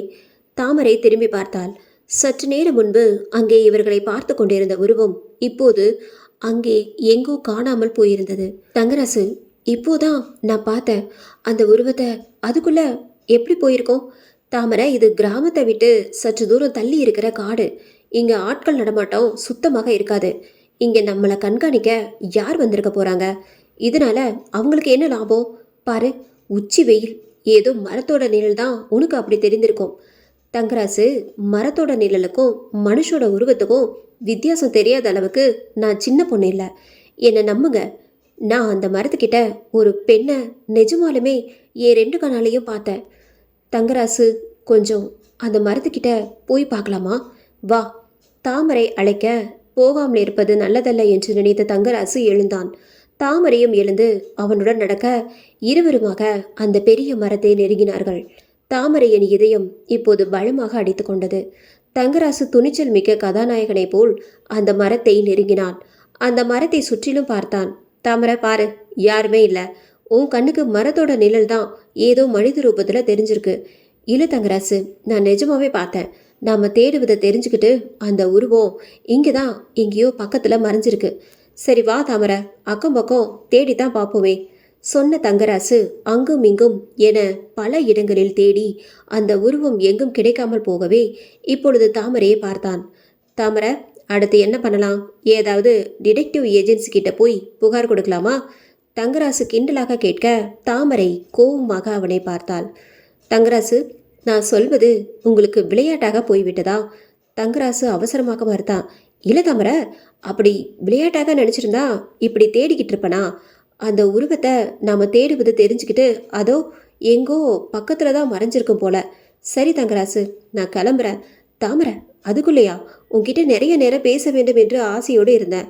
ஆசையோடு வந்த என்ன இப்படி ஏமாத்திரியே? தங்கராசு, தவறாக நினைக்காத. எனக்கு என்னமோ இங்கே இருக்கிறது சரியா படல. ஏதோ ஆபத்து என்ன பின்தொடர்ற மாதிரியே இருக்கு. வாங்க போகலாம் என்று அழைக்க தங்கராசு தலைமேல் கை வைத்து கொண்டான். இன்று அவளை இந்த தனிமையில் எப்படியாவது ஏதாவது பேசி வேட்டையாடிவிட வேண்டும் என்று வந்தவனுக்கு பெரிய ஏமாற்றமாக இருந்தது. தாமரை பிடிவாதக்காரி. அவளிடம் இன்னும் பேச முடியாது. கை நழுவி போய்கொண்டிருக்கும் தாமரையை கூடிய விரைவில் வேட்டையாடிவிட வேண்டும் நினைத்தவன் முகத்தை சோகமாக வைத்துக்கொண்டு, தாமரை, அவ்வளோதானா? தங்கராசு, உன்னை பார்க்க எனக்கு பாவமாக தான் இருக்கு. இன்று என்கிட்ட பேசாமல் போவது உங்களுக்கு ஏமாற்றமாக இருக்கலாம். இதுக்கு வட்டியும் முதலுமா நாளைக்கு உங்களுக்கு ஒரு இன்ப அதிர்ச்சி தரப்போகிறேன். தாமரை, இன்ப அதிர்ச்சியா? அதை இப்போவே சொல்லு. தங்கராசு, பறக்காத, நாளைக்கு சொல்கிறேன். தாமரை, இந்த வார்த்தையை எனக்கு பெரிய ஆறுதலாக இருக்கு. ரொம்ப சந்தோஷம். இந்த இன்ப அதிர்ச்சிக்காக ஆவலோடு காத்திருப்பேன். சரி, இப்போ கிராமத்துக்கு போகலாம், நடங்க. தங்கராசு முன்னாடி நடக்க தாமரை அவனை தொடர்ந்தாள். அதே நேரம் சற்று தூரத்தில் அந்த மரத்துக்கு பின்னால் இருந்து அந்த உருவம் இப்போது மெல்ல எட்டி பார்க்க முன்னோக்கி சென்று கொண்டிருந்த தாமரை நின்று திரும்பி பார்த்தாள். இப்போது அந்த பெண்ணின் உருவம் தன் கண்களுக்கு நன்றாக தெரிந்தும் எந்த சலனமும் இல்லாமல் அந்த உருவத்தை பார்த்து புன்னகைத்தாள். பதிலுக்கு அந்த மரத்தின் பின்புறம் மறைந்திருந்த அந்த பெண் உருவமும் தாமரையை பார்த்து புன்னகைக்க, இது தெரியாத தங்கராசு நாளைக்கு தாமரை ஏதோ இன்ப அதிர்ச்சி தருவதாக சொன்னாலே அது என்னவாக இருக்கும் என்கிற சிந்தனையில் பள்ளமேடாக இருந்த அந்த சாலையில் பார்த்து நடந்து கொண்டிருந்தான். தாமரை உள்ளுக்குள் சிரித்து கொண்டாள். அத்தியாயம் 14. தங்கராசுவுக்கும் சுந்தருக்கும் இதயம் பலமாக அடித்து கொண்டது. சத்தம் இல்லாமல் அந்த கிழவியின் குடிசை வீட்டை அடைத்தனர். தங்கராசு, எனக்கு பயமாக இருக்கு. சுந்தர், என்ன நீ என்ன பெண் பிள்ளை மாதிரி பயந்துக்கிட்டு? தைரியமா வா, உன் கூட நான் இருக்கேன்ல. தங்கராசு, பயம் என்றால் எனக்கு அந்த மாதிரி பயம் இல்லை. எதிர்பார்க்காத விதமாக நாம் போகிற நேரம் அந்த கிழவி வெளியே வந்து பார்த்துட்டா என்ன செய்யறது? நாம் அந்த கிழவியை உழவு பார்க்க தான் வந்திருப்பதாக நினைத்து அந்த கிழவி நாளை என்னோட ரத்னாவை உயிரோடு எழுப்பாமல் போய்விட்டால்? தங்கராசு, ஏன் அப்படியெல்லாம் யோசிக்கிற? நீ நினைக்கிற மாதிரி ஒன்றும் ஆகாது. சுந்தர், கொஞ்சம் இப்படியே யோசிச்சு பாரு. நாளைக்கு உன் ரத்னாவை அந்த கிழவி உயிர் கொடுத்து எழுப்பி விடுறா என்றே வைத்துக்கொள்வோம். அந்த கிழவி ரத்னாவுக்கு எப்படி உயிர் கொடுத்தா என்பதை நாம் தெரிஞ்சுக்க வேண்டாமா? அதுவும் இல்லாமல் ரத்னாவுக்கு உயிர் வந்ததோ அந்த கிழவியை வேற நாம் கொல்ல போகிறோம். அதுக்கு முன்னாடி அந்த கிழவியை கண்காணிக்க வேண்டியது நம்ம கடமை இல்லையா? நமக்கு சந்தேகம் எது வந்தாலும் அதை தெளிவுபடுத்திக்க வேண்டாமா? தங்கராசு, முடிவா நீ என்ன சொல்ல வர? முடிவாக என்ன, நான் அப்பதுலேருந்தே இதை தான் சொல்கிறேன். சொல்லிக்கிட்டே இருக்கேன். நான் அந்த கிழவியை கண்காணிக்க வேண்டும். அவள் கொண்டு வந்த மூலிகை என்ன, அதை எதற்கு இந்த ராத்திரி நேரத்தில் கொண்டு வந்து அரைச்சி குடிக்க வேண்டும், அதன் ரகசியம் என்ன, முழுசாக அதை பற்றி தெரிஞ்சுக்க வேண்டாமா? தங்கராசு சொல்ல சொல்ல அதை முழுதாய் கேட்ட சுந்தர், தங்கராசு நீ சொல்வது சரிதான். இந்த ராத்திரி நேரத்தில் காட்டுக்கு போய் அந்த மூலிகையை பறித்து கொண்டு வந்து அந்த கிழவி அரைச்சி குடிக்கிறாள் என்றால் ஏதோ விஷயம் இருக்கும் என்றே நானும் நினைக்கிறேன். அது என்னவாக இருக்கும்? அந்த கிழவி திடீரென்று சினிமாவில் வருவதைப் போல குமரியாகி விடுவாளா? அந்த கிழவியை நாம கொல்ல போகிறோம் என்கிற உண்மையை தெரிந்து சஞ்சீவி வேரை பறித்து வந்து அரைத்து குடித்திருப்பாளா? சுந்தர், நீ என்ன சொல்ற? இந்த காலத்துல சஞ்சீவி வேறா? தங்கராசு ஏன் இருக்காம இப்ப என்னோட ரத்னாவை பிழைக்க வைக்க போறதும் எனக்கு தெரிஞ்சு அது சஞ்சீவி வேறாக தான் இருக்க முடியும். அந்த கால கதைகள் கேட்டதில்லையா? ராமாயணத்துல ஸ்ரீராமனின் தம்பி லக்ஷ்மணன் இறந்து விடுகிறான். அவனை காப்பாற்ற அனுமாரை சஞ்சீவி இலையை கொண்டு வர அனுப்புகிறார். அனுமாருக்கு அது எந்த இலை என்றே தெரியாமல் போக அதனால அந்த மலையையே ஸ்ரீராமரிடம் கொண்டு வந்து வைக்கிறார் அனுமார். அப்புறம் சஞ்சீவி இலையை அடையாளம் கண்டு லக்ஷ்மணனை பிழைக்க வைக்கிறார். அதுபோல அந்த ரகசிய சஞ்சீவி இலையை பற்றி இந்த கிழவிக்கு தெரிந்திருக்கும் என்றே நினைக்கிறேன்.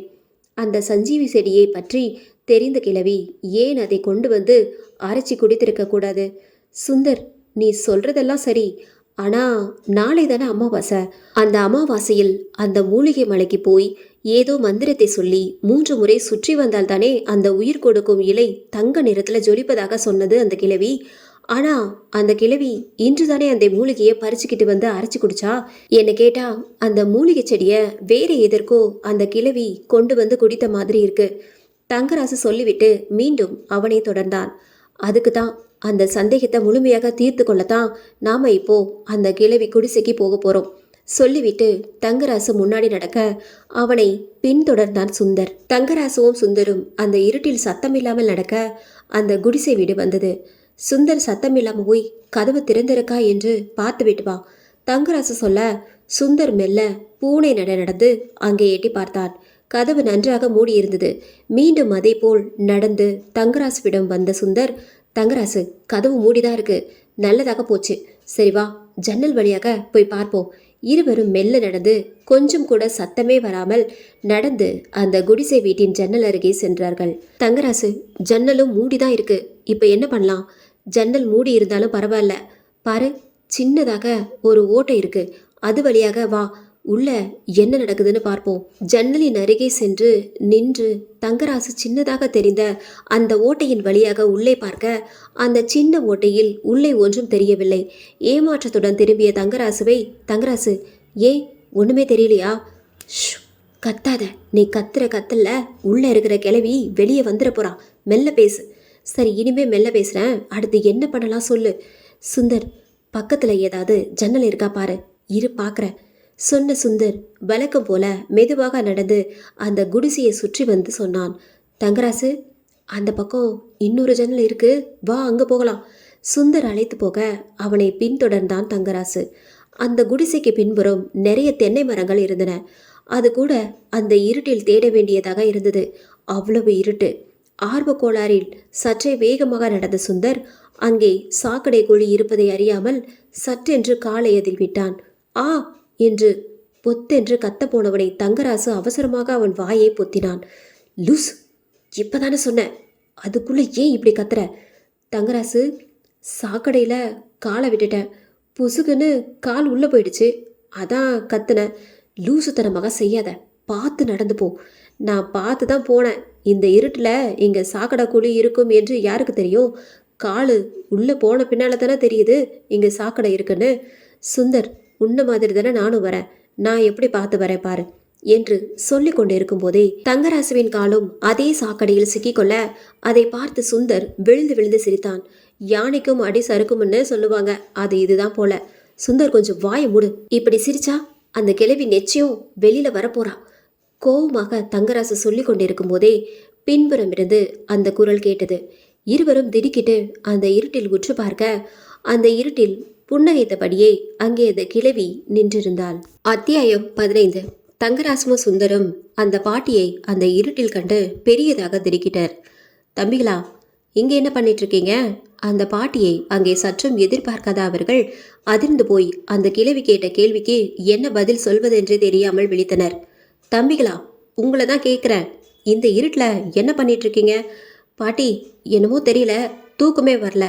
நாளைக்கு நீங்கள் சொன்ன அமாவாசை வருது. என்னோட ரத்னா உயிர் தெள்ள போறா. அந்த சந்தோஷம்தான் தூக்கம் வராமல் செய்யுது. சுந்தர் அழகாக பொய் சொல்லி சமாளிக்க தங்கராசுவும் ஆமாம் என்று தலையாட்டினான். ஆமா பாட்டி, நாளைக்கு ரத்னா உயிர் தள்ள போறா. அந்த சந்தோஷத்துல சுந்தர் என்னையும் தூங்க விடல. இப்படி பேய்கள் அலையிற மாதிரி என்னையும் கூட சேர்த்துக்கிட்டு அலையிறான். சுந்தருக்கு ரத்னா உயிர் தள்ள போறது ரொம்ப சந்தோஷமா இருக்கு சொன்ன தங்கராசுவும் சுந்தரும் அந்த சாக்கடையிலிருந்து வெளியே வந்தனர். பாட்டி, இருட்டில் தெரியாம இந்த பக்கமா வந்து சாக்கடையில காலை விட்டுட்டோம். கொஞ்சம் தண்ணி தரீங்களா? கழுவிக்கிறோம். வாசல் பக்கமா வாங்க, தரேன் சொன்ன அந்த பாட்டி மெல்ல நடந்து வாசல் பக்கம் போக தங்கராசுவும் சுந்தரும் ஒருவர் முகத்தை ஒருவர் பார்த்து கொண்டனர். இப்படி நடக்கும் என்று அவர்கள் கொஞ்சம் கூட நினைத்து பார்க்கவில்லை.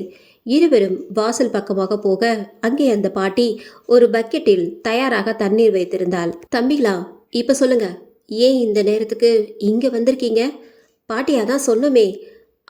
அதுதான் விஷயம், வேற ஒன்றும் இல்லை. நாளைக்கு ரத்னா உயிரோடு எழப்போகிறாள், அந்த சந்தோஷம்தான். தங்கராசு சொன்னதை கேட்டு அந்த பாட்டி சிறியதாக சிரித்தாள். பாட்டி, ஏன் சிரிக்கிறீங்க? தம்பிங்களா, சிலருடைய முகத்தை பார்த்தே அவங்க பொய் சொல்றாங்களா உண்மை சொல்றாங்களான்ட்டு கண்டுபிடிச்சிடுவேன். என்கிட்டயே வா. பாட்டி, நாங்கள் பொய் சொல்லலை, உண்மையை தான் சொல்கிறோம். நாளைக்கு என்னோட ரத்னா உயிரோடு திரும்ப போறா. எப்படி எனக்கு தூக்கம் வரும்? அதான் துணைக்கு தங்கராசுவை அழைச்சிக்கிட்டு அப்படியே காத்தோட்டமாக திரிஞ்சிட்டு இருந்தோம். நீங்களும் வந்தீங்க. சுந்தர், 2 பேரும் பொய் சொல்றீங்க. நீங்க எதுக்கு இங்க வந்தீங்க என்று நான் சொல்லவா? பாட்டி, நாங்க நிஜமா அதுக்கு தான் வந்தோம். இல்ல, நீங்க 2 பேரும் என்னை நம்ப வைக்க ரொம்ப அழகா பொய் சொல்றீங்க. உண்மையை நான் சொல்றேன். என்ன உளவு பார்க்க தான் நீங்க வந்தீங்க. பாட்டி, நீங்க என்ன சொல்றீங்க? உங்களை போய் உளவு பார்க்கவா? ஆமா, என்ன உளவு பார்க்க தான் நீங்க 2 பேரும் வந்தீங்க. உங்களை உளவு பார்த்தா எங்களுக்கு என்ன கிடைக்க போகுது? அதற்கான அவசியம்தான் என்ன? பாட்டி மெல்ல புன்னகைத்தாள். பின்பு தன் சுருக்கு பையிலிருந்து ஒரு சுருட்டை எடுத்து பற்ற வைத்தாள். தங்கராசுவும் சுந்தரும் அந்த பாட்டியை பார்க்க அந்த பாட்டி புகையை இழுத்து விட்டபடியே அவர்களை பார்த்தாள். அந்த பார்வையால் இருவருக்கும் தாங்கள் சொன்னது பொய் என்று இந்த கிழவிக்கு எப்படி தெரிந்தது என்று ஆலோசிப்பது போலிருந்தது. என்னை உளவு பார்த்ததின் காரணம் 100 கோடி. ஒரு ஆளுக்கு 100 கோடி திட்டம் போட்டு வச்சிருக்கீங்க. அது மட்டும் இல்ல, என்னை கொல்லவும் திட்டமிட்டிருக்கீங்க. கிழவி சொல்ல சொல்ல இருவரும் அதிர்ந்தனர். அந்த பாட்டி சொன்னதை கேட்டு தங்கராசுவும் சுந்தரும் பெரியதாக அதிர்ந்தாலும் உடனே சுதாரித்து கொண்டு, பாட்டி, நீங்க என்ன சொல்றீங்க? நான் சொல்றது உண்மைதானே? அவர்கள் அமைதியாக இருக்க, நீங்க இப்படி திட்டம் போட்டது உண்மை. இதெல்லாம் எனக்கு எப்படி தெரியும் என்று பார்க்கிறீர்களா? கொஞ்ச நேரம் முன்னாடி நான் மலையடி வரத்துக்கு போய் சில மூலிகைகளை பறித்து வந்தேனே, அது என்ன மூலிகை என்று கேட்டீர்களே, அது என்னமோ மூலிகை இல்லை. அந்த மூலிகையை சாப்பிட்டா தன்னோட எதிரில் யார் இருந்தாலும் அவங்க மனசுல உள்ளதை தெல்ல தெளிவாக தெரிஞ்சுக்க முடியும். நீங்க உளவு பார்க்க தான் இப்ப 2 பேரும் இங்க வந்திருப்பது. அது என்ன மூலிகை என்று உங்களுக்கு தெரிந்தாக வேண்டும். அதை இப்ப சொல்றேன், கேளுங்க சொன்ன அந்த கிழவி மீண்டும் சுருட்டை வாயில் வைத்து புகையை இழுத்து விட்டாள். இவர்கள் ரத்தம் முறிந்து போய் அவளை பார்த்தனர். ஆமா, அந்த மூலிகைக்கு அவ்வளோ சக்தி இருக்கு. அந்த மூலிகையை அரைச்சி குடிச்சா உண்மையிலேயே அடுத்தவர்களோட மனதை படிக்கலாம். அந்த மூலிகையை குடிச்சா நீங்க என்ன நினைக்கிறீங்களோ அது என்னால் புரிஞ்சுக்க முடியும். நீங்க மனசுல என்ன நினைச்சாலும் சரி, அதை அழகா கண்டுபிடிச்சிடுவேன். அப்படி குடிச்சதால தான் உங்க உண்மையான முகம் எனக்கு தெரிய வந்தது. இப்போ உங்களை படிச்சுட்டேன். உங்க 2 பேரோட சாயம் வெளுத்து போச்சு. இனி கிழவியை ஏமாற்ற முடியாது என்கிற முடிவுக்கு வந்த அவர்கள் அந்த கிழவியின் காலில் விழுந்தனர். தலைக்கு 100 கோடி ரூபாய் கை நழுவி போய்விடுமோ என்கிற பயம் பற்றி கொள்ள இந்த கிழவியால் தான் மிகப்பெரிய பணக்காரர் கோபாலின் மனைவி சீதா மீண்டும் உயிர் பெற வேண்டும். இவளை பகைத்து கொண்டால் அனைத்தையும் இழந்துவிட வேண்டியதுதான். இனி இவளை பகைத்து கொண்டால் 100 கோடி கை நழுவி அல்லவா போய்விடும். எப்படியாவது காலில் விழுந்து கதறி எழுதாவது கிழவியின் மனதில் இடம் பிடித்து விட வேண்டும். பாட்டி, எங்களை மன்னிச்சிடுங்க. இனி உங்களிடம் எதுவும் மறைக்க முடியாது. பாட்டி, நீங்க எங்களை கை விட்டுடாதீங்க. சிறுவர்கள் தப்பு செய்தால் அவர்களை திருத்தி நல்வழிப்படுத்துவதுதான் பெரியவர்களோட கடமை. உங்களை நான் மன்னிக்கிறேன். ஆனால் நீங்கள் திருந்த வேண்டும், முழுமையாக திருந்த வேண்டும். அதுக்கு நீங்கள் ஒரு காரியம் பண்ண வேண்டும். காரியமா? சொல்லுங்க பாட்டி, என்ன காரியம் செய்யணும்? நாளைக்கு அமாவாசை. நான் உன் ரத்னாவுக்கு உயிர் கொடுக்க போற நாள். இன்றிலிருந்து நாளை மறுநாள் காலை வரை நீங்க 2 பேரும் என் கண்ணில் படக்கூடாது. நாளை மறுநாள் வந்து உன் ரத்னாவை நீ உயிருடன் அழைத்து போகலாம். நீங்கள் கண்ணில் பட்டால் என்னால் அங்க ஒழுங்காக செயல்பட முடியாது. மந்திரங்கள் தவறாக உச்சரிக்க நேரலாம். கிடைக்கிற உயிர் கூட கிடைக்காம போக வாய்ப்பு இருக்கு. அதனால நீங்க யாரும் இன்னும் 2 நாள் இந்த பக்கம் வரக்கூடாது.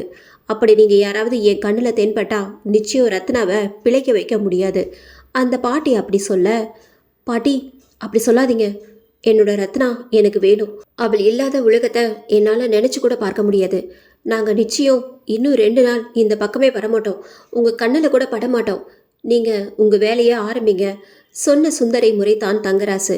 அதே நேரம் அவனுக்கு மிகப்பெரிய கவலை தோற்றிக்கொண்டது. இங்கே வந்து பார்க்கவில்லை என்றால் தொழிலதிபர் கோபாலின் மனைவி சீதாவை எப்படி காப்பாற்றுவது? தலைக்கு 100 கோடி பேரம் பேசுவதாக திட்டம் போட்டமே, அந்த திட்டம் என்னானது? அவ்வளவுதானா? விடக்கூடாது, விடவே கூடாது. எப்படியும் அந்த மந்திரத்தை தெரிந்து கொண்டே ஆக வேண்டும். இந்த கிழவிக்கு தெரியாமல் பின்தொடர்ந்து சென்று மொத்தத்தையும் தெரிந்து கொள்ள வேண்டும். தங்கராசு மனதில் நினைக்க, தங்கராசு இப்பதான் உன்கிட்ட ஒரு விஷயம் சொன்னேன், அதுக்குள்ள மறந்துட்டு திரும்பவும் புதுசா திட்டம் போட்டுட்டு இருக்க. அந்த பாட்டி சொல்ல சொல்ல, ஐயோ பாட்டி மறந்துட்டேன், இனி எந்த திட்டமும் போட மாட்டேன், நாங்க வரோம் சொன்ன தங்கராசு அந்த பாட்டிக்கு ஒரு பெரிய கும்பிடு போட்டுவிட்டு நடந்தனர். மெல்ல விடிந்து கொண்டிருந்த காலை பொழுது சூரியனின் கதிர்வீச்சு முகத்தில் அடிக்க சுந்தரம் தங்கராசுவும் கண் விழித்தனர்.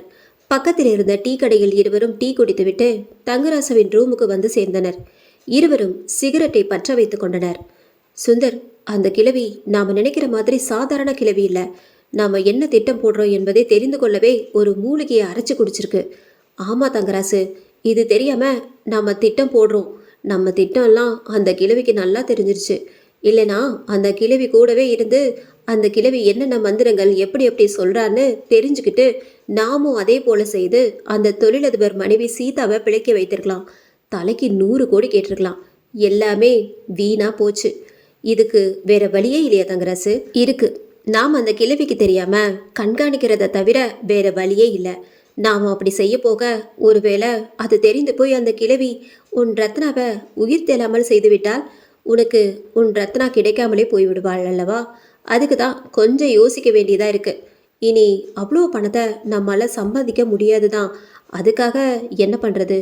திட்டத்தை தூர தூக்கி போட்டுட்டு உன் ரத்னாவை பிழைக்க வைக்க வழியை பாரு. பணம் எப்போ வேண்டுமென்றாலும் சம்பாதிக்கலாம். ரத்னா மாதிரி ஒரு பொண்ணு உனக்கு மறுபடியும் கிடைக்க மாட்டா. நம்ம பொண்ணுங்களை காதலிக்கிற மாதிரி நடிச்சு கொஞ்ச நாள்லயே அவங்க கற்ப சூறையாடி நம்மளை நம்பி வந்தார்கள் என்றால் பாம்பேலேயோ அல்லது ஏதோ ஒரு வெளி மாநிலங்களிலேயோ விற்று விடுவோம். ஆனா நீ ஆசைப்பட்டா என்பதற்காக, ரத்னாவை நீ திருமணம் செய்து கொள்ள வேண்டும் என்று கேட்டாய் என்பதற்காகத்தான் ரத்னாவை நான் எந்த தொந்தரவும் பண்ணாம விட்டு வச்சேன். சுந்தர், நீ ஆசைப்பட்டதை போல் அவளுக்கு உயிர் வந்தவுடன் அவளை கல்யாணம் பண்ணிக்கிட்டு நல்ல விதமாக குடும்பம் நடத்தப்பாரு. பணம் நம்ம வேற ரூபத்துல சம்பாதிக்கலாம், சரியா? தங்கராசு சொல்லி கொண்டிருக்கும் போதே அதே நேரம் வாசலில் நிழலாடியது. யார் என்று இருவரும் பார்த்தனர். அங்கே அந்த பாட்டி பதட்டமாக நின்றிருந்தாள். அவளை அவ்வளவு பதட்டமாக ஒரு நாளும் பார்த்ததில்லை. அதை கேட்டு இருவரும் மிகப்பெரிய அதிர்ச்சிக்குள்ளானார்கள். பாட்டி, நீங்க என்ன சொல்றீங்க? சுந்தர் மேலும் பதட்டமாக கேட்க, சுந்தர், இன்னைக்கு காலையில நான் தூங்கி எழுந்து பார்க்குறேன், ஓ ரத்னாவோட உடம்பு இருந்த இடத்துல இருந்து இப்போ அந்த உடம்ப காணவில்லை. அந்த பாட்டி சொல்லும் போதே சுந்தருக்கு தலை சுற்றியது.